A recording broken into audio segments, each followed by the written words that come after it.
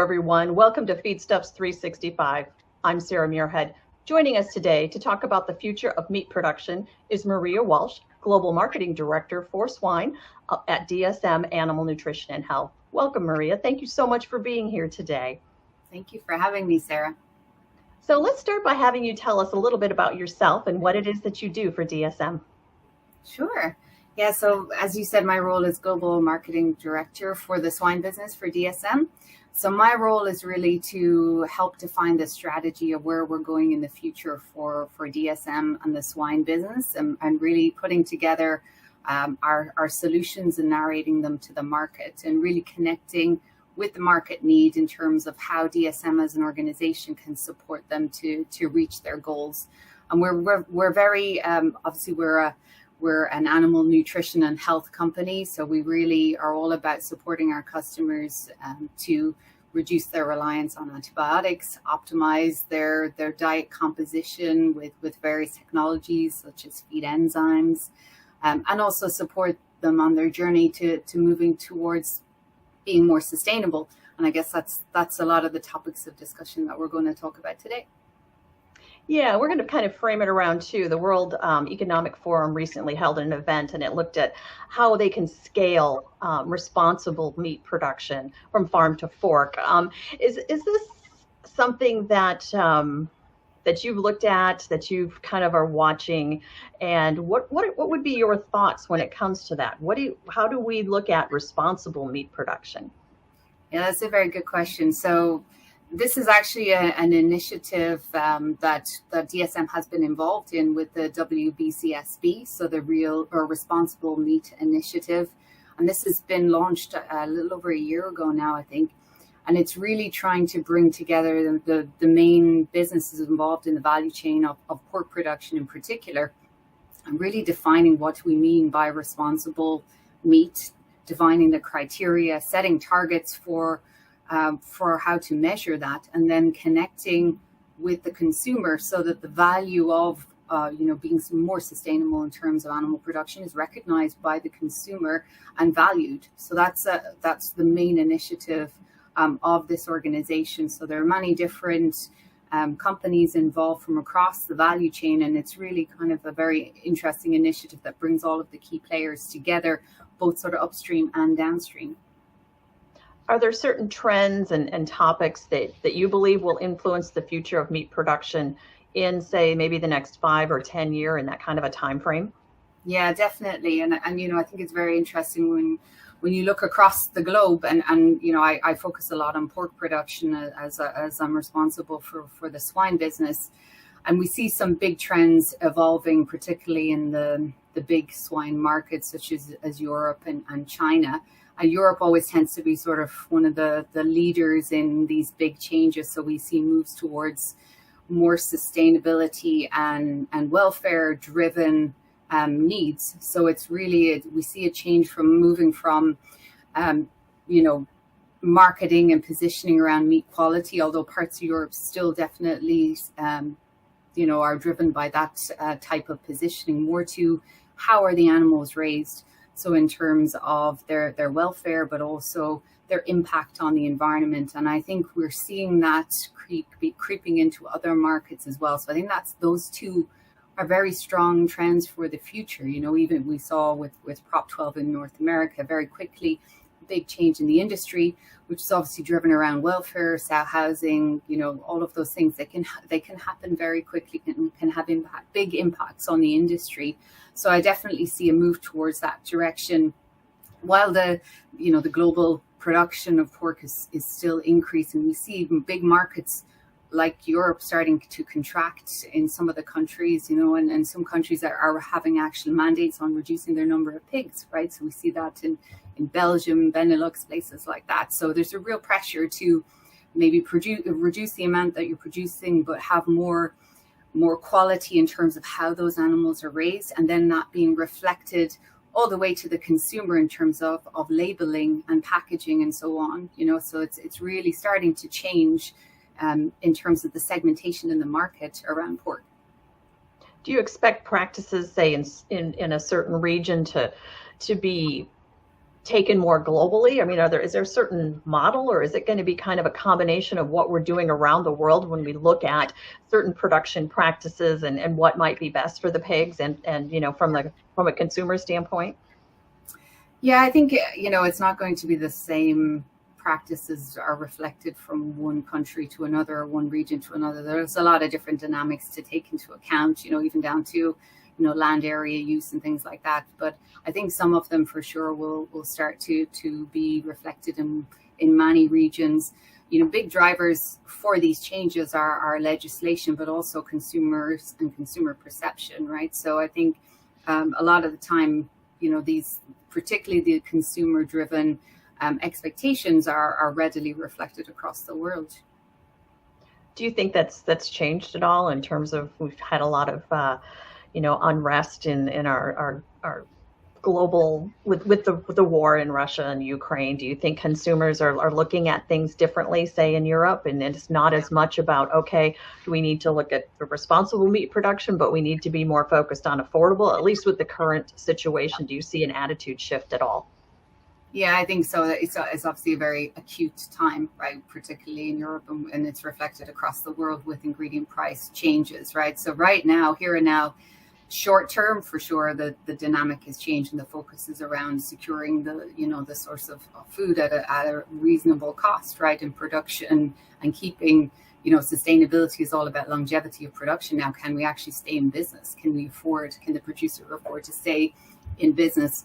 But I think long term, it still doesn't change. We have to create a food system that is sustainable so that we're not damaging the environment. We are raising the animals to the highest welfare standards that we can. Those things don't change long term. However, right now it's obviously a very specific situation going on. There's so much fluctuation and uncertainty within the market. It's really about getting back to the basics. Can we feed our animals? Can we source the best food we can and make the best use of the ingredients we have available while managing the costs and still being able to stay in business, so it's a different narrative in the market right now. And of course, that's totally understandable given everything that's happening. So when we look at things like sustainability and welfare, and we look to address those, is that something that really falls back to science? I mean, how does science play in all of this? Yeah, I think that's a really good question. I think science is for me still the driver of big transformational change. And we do have to look to the science to help us, first of all, understand how we can measure things more effectively. So when we look at sustainability, what does that mean?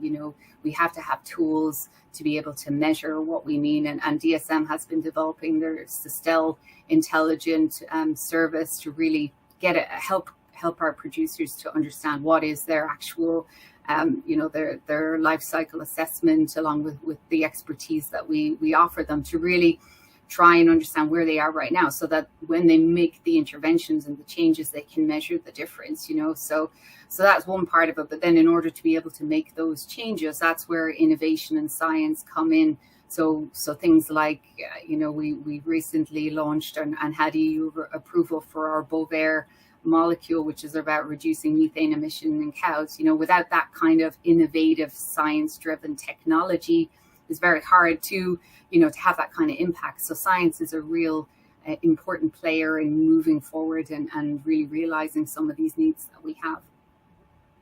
So you think, in your opinion, the Responsible Meat Initiative, is it going the right direction? Is it taking the right approach? Are there things that we really should be looking at that perhaps we're not? What's kind of your just wrap up on, how you think things are going at this point? Yeah, I think it's definitely going in the right direction. I think it's going to be a long road, because there's so many pieces in the puzzle to bring together, and alignment to be had around what do we mean by responsible meat. There's many different sort of key criteria that we're looking at in terms of feed efficiency and welfare and people, and many different aspects. I think all of these are really critical to having a very clear, understanding of what that means.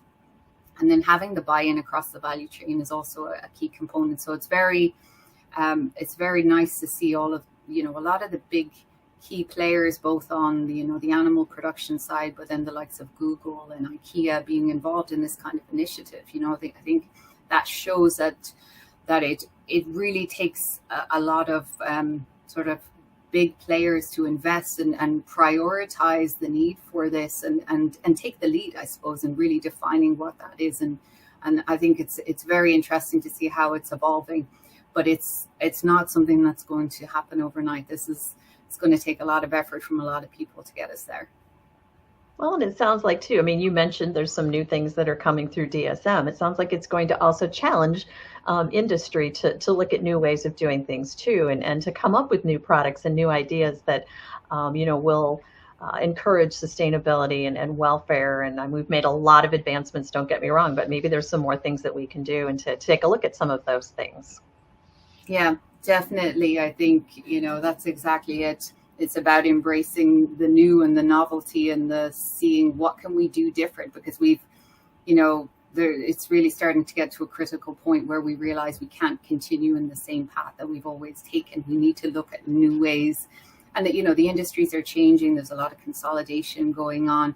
Now we see, digitalization is really coming in strong. It's all about precision livestock farming. That's a big trend for the future. There's the big labor crisis. So, the animal production world is very different than it was 50 years ago, right? And with that comes the need for adopting, be it, new ways of feeding our animals, but also new ways of managing our animals and being able to, use this type of precision technology, be it the sensors or the AI or the biomarkers. There's many different things to identify how our animals are actually, how are they doing? Do they have health challenges? Is something changing? Can we see that sooner? Can we use the big data to start to predict what's going to happen and be much more precise in terms of how we're feeding and managing the health of our animals? So it's about bringing all these things together to better optimize what we're trying to do here, which is produce safe, affordable meat for a growing population. So there's many different elements that have to work together, but there's definitely big steps forward in a couple of different areas. It's very interesting to see. It will be interesting when they start to integrate and wrap around together and work in a more consolidated way. But it's a very interesting industry to be part of. So right now, would you say it's kind of big picture, and we're going to be narrowing it down as you move forward? You said it's going to take some time. Yeah, I think so, and because I think there's a number of different sides to it, and we're making progress in many different areas. We're trying new things on the technology side, for instance, there's big areas around, animal health, around microbiome science, for instance. That's a big area that has been of key interest for many companies to try and understand how do we really make the benefit and harness the full potential of the microbiome to better produce, healthy and efficient animals. But that, again, this is all driven by science and analytics and the ability to predict what's going to happen in the future. So there's progress in some areas. We're not all moving at the same pace, but then connecting the dots will be when it starts to really, I think, make a lot more sense. And the Responsible Meat Initiative, that's not just a European only initiative, right? It's a global initiative. And will it have implications for the U.S. hog industry or the U.S., I guess, livestock industry overall, right? Yeah, so it's so right now there is involvement from a number of different regions. I think, as far as I know, we have a couple of big industry players from North America are involved, Europe, Asia. So there's quite a broad spread. So I think, it's European led to a certain extent, but there's definitely across the globe feel to it. So again, I think it's a big, group that's trying to take a leading role to help. And again, it's not, it's about all of the players that are involved that are really making it valuable to the industry, because they bring in the different perspectives from the different globes. So I think if it works well, it will have, it won't be just something that's relevant for a couple of different regions. I think it could definitely have some impact in many different regions. So let's talk African swine fever. How has the industry responded so far to the heightened concerns surrounding ASF? And are there some specific scientific developments or lessons that have been learned as we've been through everything so far? Yeah, that's a really good question, and it's of course a massive concern to the swine industry. And again, depending on where you sit in the world, you've either gone through it and trying to recover from it, or you're very scared of it coming into your market, right? So there's a lot of lessons I think that have been learned, particularly from China and Asia. It's a bit like COVID. It's one of these things that just doesn't want to go away, you know. So it's a massive threat. I think, you know, one of the biggest learnings is it's really about how can we keep this virus out. You know, it's all about whole farm biosecurity. Even, you know, your feed mill and everything associated with it. I've worked a little bit in the area of feed mitigation, which I know is quite a popular topic in North America right now. And that's an area that DSM is quite interested in terms of feed preservation and securing the safety of feed and water, to make sure that isn't a potential vector for ASF and other viruses and bacteria. But really, it's, you know, the best we can do is keep it out, surveil for it, keep it out. And then, you know, the other approach that we've been taking is, of course, on the animal side. So let's create the most robust animal that we can in terms of their immune competency development, because that's, again, the best defense the animal has is its own immunity. Of course, you know, when you have never seen that virus before, your immune system's probably not going to be strong enough to defeat it. But if you look to China right now, it's a bit like COVID. It's gone through many generations of the variant. It's very, you know, it's very transmissible, but not nearly as lethal as it was at the beginning, you know. So immunity is more of a discussion now, I think, in the China market.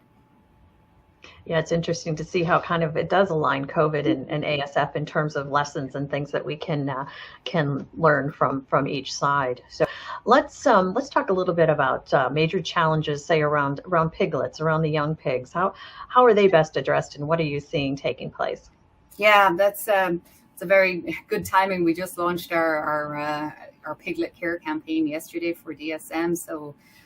It's an area I've been working in a lot. It's such an interesting area, and it's really all about delivering, you know, first of all, high quality piglets at birth, and then getting them through to that weaning process as successfully as possible. And the approach we've been taking is really thinking about it broadly. You know, there are a number of key elements that you have to manage within that piglet. You got to prepare them well, and that starts with the sow in utero in terms of building their immune competency through sow nutrition, but also through the microbiome and modulating that to support immune development. Then it's all about protecting that piglet as soon as it's weaned, optimizing the functionality of the gut, making sure that they're not susceptible to leaky gut syndrome. So it's really about managing the gut environment, reducing any of the anti-nutrients that generally cause inflammation at gut level, be it pathogens or antigens from feed or mycotoxins.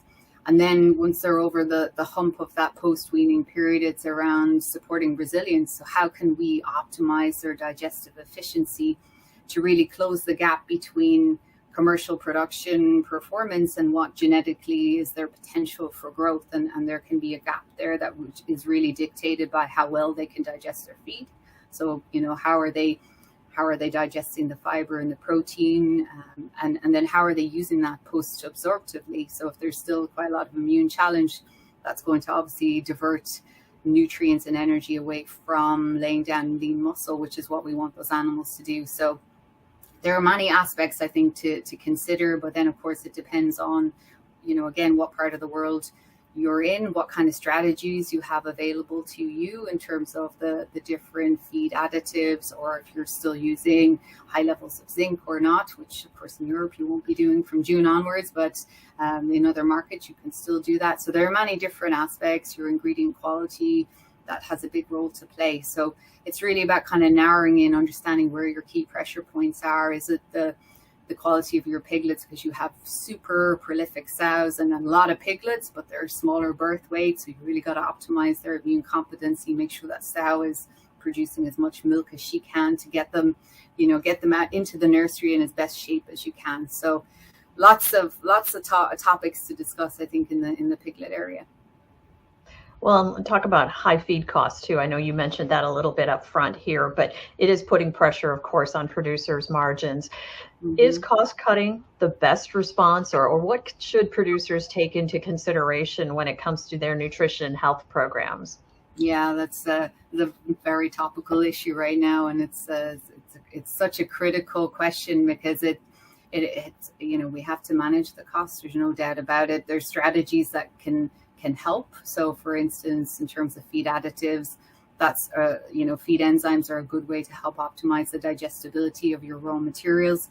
But it's also important to ensure that the quality of the ingredients that you're feeding are good. So things like mycotoxins and risk management around them is still kind of critical, even though, feed costs are very high. There are some things that we can manage to maybe reduce, but there's some things we shouldn't cut, right?